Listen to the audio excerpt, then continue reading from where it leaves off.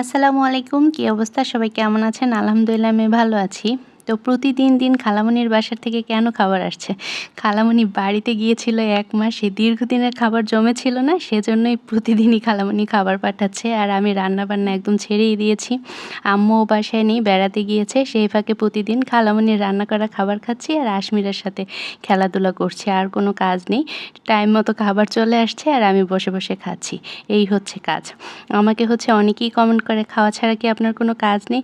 আরে ভাই, খাওয়ার জন্যই তো দুনিয়াতে আসছি।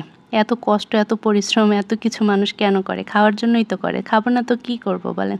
আপনারা যখন খান তখন ভিডিও করে রাখবেন, দেখবেন কয় প্লেট ভাত খেয়ে ফেলেন। আমার ভিডিও দেখলে মনে হয় অনেক খাচ্ছি, কিন্তু নিজে খান সেটা বুঝতেই পারেন না। যাই হোক, তো ২ রকমের মাছ ছিল এখানে। মাছগুলো মজাই ছিল। এই মাছটা ১ম এ আমি বুঝতে পারছিলাম না কী মাছ। ১ম এ ভাবছিলাম আয়ের মাছ সম্ভবত। খুব মজা লাগছিল মাছটা খেতে। পরে বুঝতে পারলাম এটা পাঙ্গাস মাছ ছিল, পেটের মাছটুকু। অনেক মজা।